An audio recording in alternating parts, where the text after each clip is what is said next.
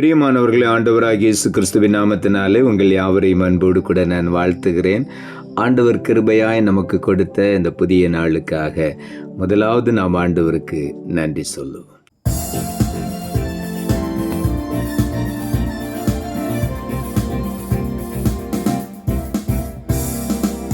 உன்னதமானவரின் உயர் மறைவிலிருக்கிறவன் சர்வ வல்லவரின் நிழலில் தங்குவான், இது பரமசிலாக்கியமே. சர்வ வல்லவரின் நிழலில் தங்குவான், இது பரமசிலாக்கியமே.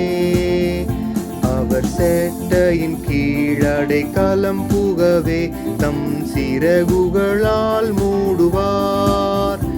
அவர் சேட்டையின் கீழடை களம் புகவே தம் சிறகுகளால் மூடுவார். இந்த நாளுக்கு என்று ஆண்டவர் கொடுக்கிற ஒரு வார்த்தை சங்கீதங்களின் புஸ்தகம் 63வது சங்கீதம் 7வது வசனம். சங்கீதம் 63:7.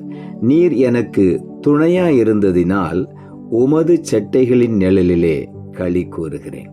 இங்கே தாவீது எழுதுகிறார், ஆண்டவர் எனக்கு துணையாய் இருந்ததினால், அவர் எப்பொழுதும் எனக்கு துணையாய் இருக்கிறதுனால் அவருடைய செட்டையின் நிழல் எனக்கு உண்டு.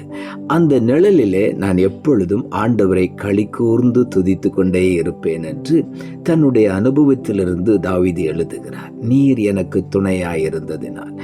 இந்த நாளிலே ஆண்டவர் நமக்கு துணையாய் இருக்கிறார் என்பதை நாம் ஒருபோதும் மறந்து போகக்கூடாது. ஆபத்து காலத்தில் என்னை நோக்கி கூப்பிடு என்று சொன்னார். நான் உன்னை விடுவிப்பேன், நான் உடனே உனக்கு துணையாய் வந்து உன்னை விடுவிப்பேன், நீ என்னை மகிமைப்படுத்துவாய் என்று ஆண்டவர் சொல்லி இருக்கிறார். ஆகவே எந்த சூழ்நிலையிலும் ஆண்டவர் நமக்கு துணையாய் நின்று நம்மை பாதுகாக்கிற தேவன். அவருடைய செட்டையின் நிழலுக்குள்ளே நம்மை மறைத்து கொள்ளுகிறார். அந்த நிழலுக்குள்ளே நம்மை களிகூற பண்ணுகிறார். ஆகவே உள்ளத்தின் ஆழத்திலிருந்து ஆண்டவருக்கு நாம் நன்றி சொல்லுவோம். ஏசாயா தீர்க்க தரிசன புஸ்தகம் 41ஆம் அதிகாரம் 13ஆம் வசனம் இப்படியாய் சொல்லுகிறது, உன் தேவனாயிருக்கிற கர்த்தராகிய நான் உன் வலது கையை பிடித்து பயப்படாதே, நான் உனக்கு துணை நிற்கிறேன் என்று சொல்லுகிறேன் என்று இங்கே ஆண்டவருடைய வார்த்தை சொல்லுகிறது. ஆண்டவராகிய தேவன் நம்முடைய வலது கையை பிடித்து அவர் நம்மை பார்த்து சொல்லுகிறார், நீ பயப்படாதே. இந்த நாளிலே பல காரியங்களை குறித்து நீங்கள் பயந்து போய் உட்கார்ந்திருக்கலாம். இந்த வார்த்தையை கேட்டுக்கொண்டிருக்கலாம். ஆண்டவர் உங்கள் வலது கையை இப்பொழுது பிடிக்கிறார். அவர் உங்களை பார்த்து சொல்லுகிறார், பயப்படாதே, நான் உனக்கு துணையாயிருக்கிறேன் என்று உன்னை ஆண்டவர் தைரியப்படுத்துகிறார். ஆகவே உற்சாகமாய் ஆண்டவருக்கு நன்றி சொல்லுவோம்.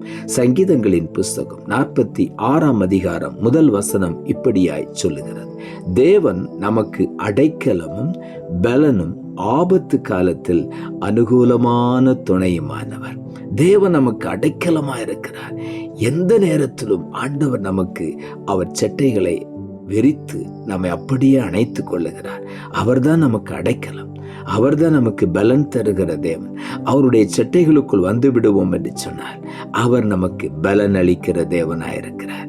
பலன் கொடுக்கிறது மாத்திரமல்ல, ஆபத்து சூழ்ந்து வரும் பொழுது ஆண்டவர் அனுகூலமான துணையாய் நின்று செட்டையின் நிழலுக்குள் நம்மை மறைத்து பாதுகாத்து கொள்ளுகிறார். ஆபத்து காலத்திலே அனுகூலமான துணையாய் இருக்கிற தேவன். ஆகவே உள்ளத்தின் ஆழத்திலிருந்து ஆண்டவருக்கு நன்றி சொல்வோம். ஆபத்து நம்மை சூழ்ந்து கொள்ளும் பொழுது நாம் ஒருபோதும் பயப்பட வேண்டாம். என்னை யாருமே கவனிக்கவில்லை, என்னை கைவிட்டு விட்டார்கள் என்று நீங்கள் நினைக்க வேண்டாம். ஆபத்து காலத்தில் அனுகூலமான ஒரு துணை நமக்கு உண்டு. அது உன்னதமான தேவனுடைய செட்டை. அதற்குள்ளே கர்த்தர் நம்மை மறைத்து நம்மை சந்தோஷத்தினால் நிரப்புவார். ஏசாயா தீர்க்க தரிசன புஸ்தகம் 50ஆம் அதிகாரம் 7வது வசனம் இப்படியாய் சொல்லுகிறது, கர்த்தராகிய ஆண்டவர் எனக்கு துணை செய்கிறார், ஆகையால் நான் வெட்கப்படேன். நான் வெட்கப்பட்டு போவதில்லை என்று அறிந்திருக்கிறேன் என்று இங்கே எழுதப்பட்டிருக்கிறது. கர்த்தராகிய ஆண்டவர் எனக்கு துணை செய்கிறார். அவர் எப்பொழுதும் எனக்கு துணையா இருக்கிறபடியினாலே நான் ஒருபோது வெட்கப்பட்டு போக மாட்டேன். நான் வெட்கப்பட்டு போவதில்லை என்பதை நான் தெளிவாக அறிந்திருக்கிறேன் என்று எழுதுகிறார். இன்றைக்கு நாமும் சொல்லுவோம், நான் ஒருபோதும் வெட்கப்பட்டு போவதில்லை. காரணம், அவர் எனக்கு துணை செய்கிற தேவன். நான் ஒருபோதும் சோர்ந்து போவதில்லை. நான் ஒருபோதும் கைவிடப்படுவதில்லை. காரணம், கர்த்தர் எனக்கு துணையாய் நின்று என்னை தூக்கி எடுத்து மேன்மைப்படுத்துகிற தேவன்.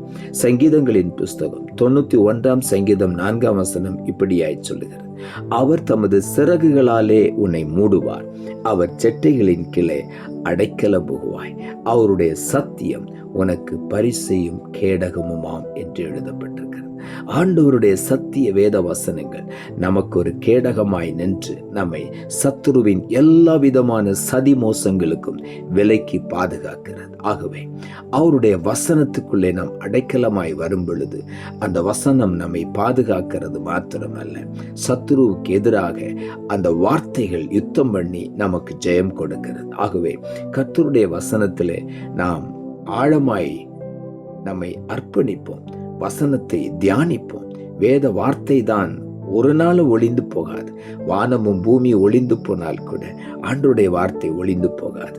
அவர் சொன்ன வாக்குத்தத்தங்கள் ஒரு நாளும் நிறைவேறாமல் போகாது. ஆகவே நாம் ஒவ்வொரு நேரமும் அவருடைய சமூகத்தில் வரும் பொழுது ஒன்றை நாம் அறிந்து கொள்ள வேண்டும், எனக்கு அவர் துணையா இருக்கிறார்.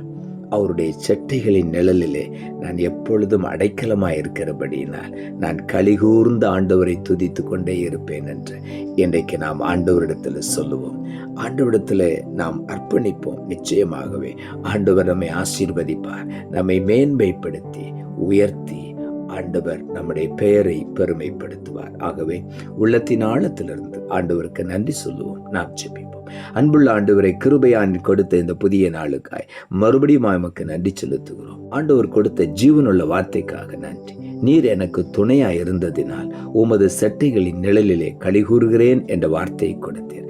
வசனத்தை கேட்டுக்கொண்டிருக்கிற ஒவ்வொருடைய வாழ்க்கையிலும் எந்த பயமோ திகிலோ இதுவரையிலும் அவர்களை சூழ்ந்திருந்தாலும் இன்றைக்கு ஒவ்வொருவரையும் பார்த்து கர்த்தர் சொல்லுகிறேன், நான் உனக்கு துணை நிற்கிறேன். ஆகவே உள்ளத்தின் ஆழத்திலிருந்து உமக்கு நன்றி சொல்லுகிறோம். உம்முடைய செட்டையில் நிழலிலே எங்களை கழிவுற பண்ணுகிறீர். உமக்கு நன்றி ஆண்டவரே. எங்களுக்கு நீர் அடைக்கலமாயிருக்கிறீர், பலனாயிருக்கிறேன்.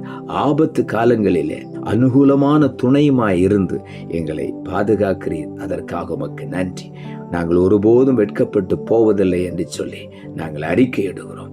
இன்று முதல் ஒவ்வொருவரையும் வெட்கப்பட்ட இடத்திலெல்லாம் அவர்களை கீர்த்தியும் புகழ்ச்சியுமாய் வைத்து மேன்மையான ஆசீர்வாதங்களை சுதந்திரித்துக் கொள்ள உதவி செய்யும். தாழ்த்துகிறோம். இரட்சகர் இயேசுவின் நாமத்தில் ஜெபிக்கிறோம் நல்ல பிதாவே, ஆமென்.